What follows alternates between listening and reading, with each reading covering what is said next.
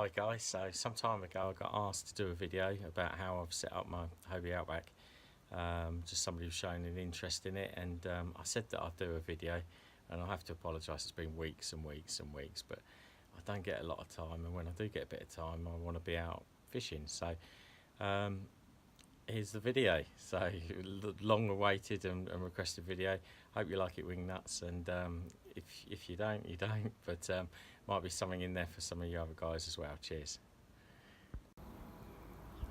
Okay, so starting at the back of the kayak, nothing really revolutionary. I've got anchor trolleys on both sides. Kind of the reason for doing that was, like, sometimes I like a drag out the front and obviously the anchor out the back. Bits and pieces, just opens up options really. Not essential, but a nice little touch and relatively cheap to add. Don't keep anything in here, complete waste of space. I have got a couple of foam blocks, and I've sort of done that at the front as well, which we'll have a look, but it's just added buoyancy, and also a little bit of a wall at the front. I do carry a pump out there to pump out any extra bits and pieces. I've got one GoPro camera mount here, which is this is the Railblazer one, and it's quite useful, but I don't really use it a lot, to be fair. And down here I've got a 12-volt power supply that has USB. Now I'd like to find a way of putting this in a waterproof box where I could still take it apart, because currently I only really use this on lakes and stuff. Saltwater kills these in 10 minutes when you open that up, but that does enable me to power up the GoPro, charge my phone and bits and pieces. And I had one of those at the front, but I've currently removed that. Done a little video of my safety light, but that's powered up from the battery in the front. The crate I made up myself. So just go through that crate. It is basically two crates, but one of them is just the bottom of another one, so it's just cut out. I've just washed it out. So in the crate, primarily I've divided it up. I've got tackle containers and rig bin on that side, and like my anchor and my buoy set up on this side.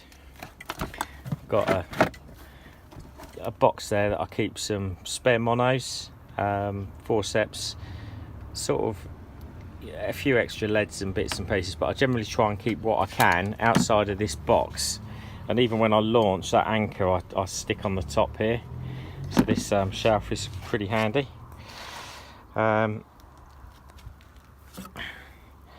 It's a kids foam cricket bat rig holder. Great thing is it floats, holds all my rigs that I take off.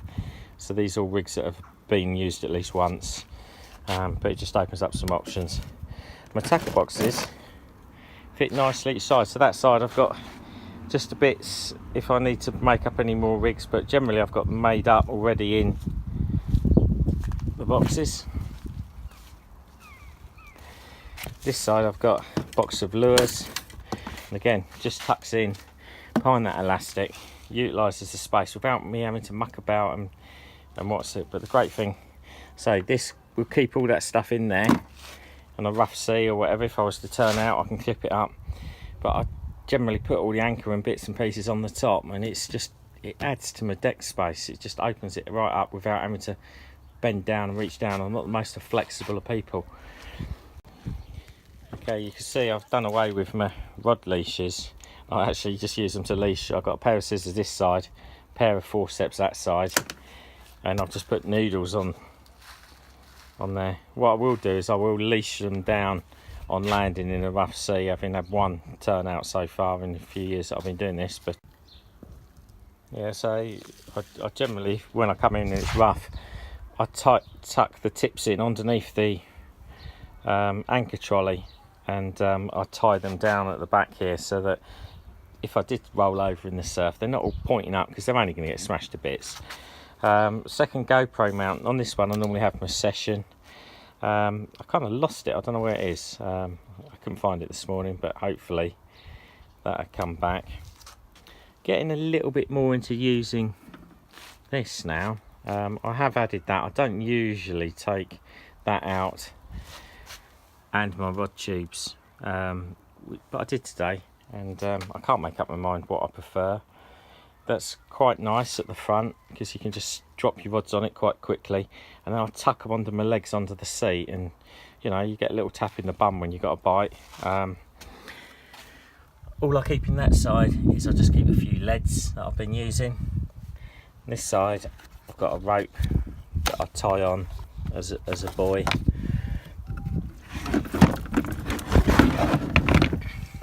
Fitted this square hatch recently, nice easy mod, and makes a massive difference. So I've just been out, and all I've got in there at the moment is my bait. It just keeps it tidy. Then I keep a little bit out all cut up and prepared. I'm just trying to keep things tidy as I go now. The front hatch, a little bit different in here. I keep a drogue. Obviously I've modified that with a lemonade bottle, just put a bit more of a restriction in there. Seasickness tablets, I'm the world's worst on a bendy sea, so I need those. Sometimes put headache pills in there, and my car keys as well. You see, I've stopped me losing stuff up there. I've just put basically some foam again, and in between here and that centre hatch there's more of this foam, and it's primarily to stop the stuff shooting backwards and forwards in the kayak and losing my sun cream and the bits and pieces that I don't need to get to very often, that I keep at this end. It's nothing worse than flying out the other end.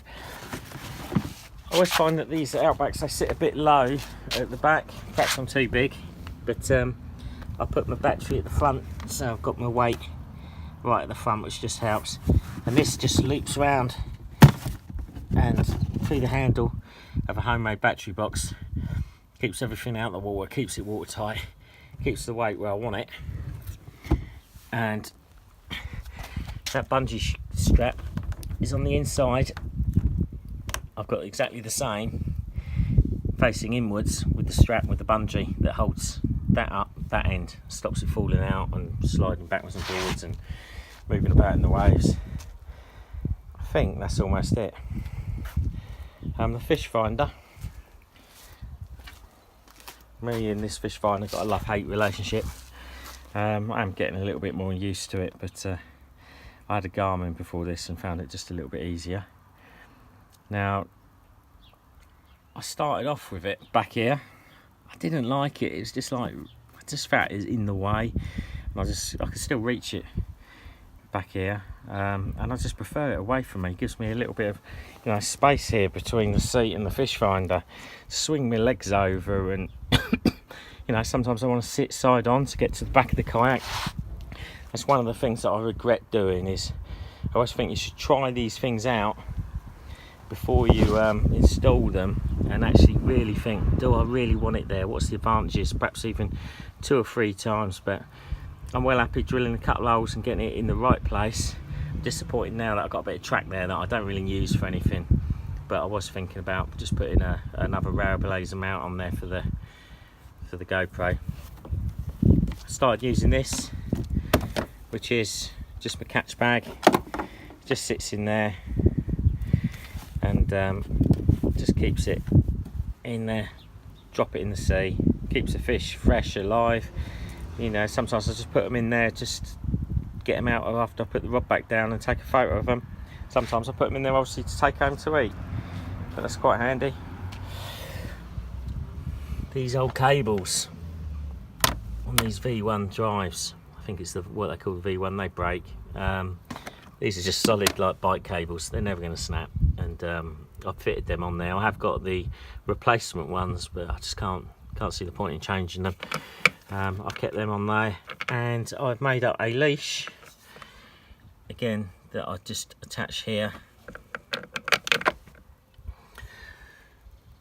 and that's obviously stopped me losing the drive. The one thing that I will say I've also done is I put these on there. Now, I'll be completely honest, I haven't used these yet, but I've got a pop-up sail, And like several times I thought, oh, I'm going to set up the pop-up sail and like go cruising, trolling the lure for bass or something, but that hasn't happened. So that is my Hobie Outback. I think it's 2017. Set up in quite a comprehensive report, but if you've got any questions you can always ask. Cheers.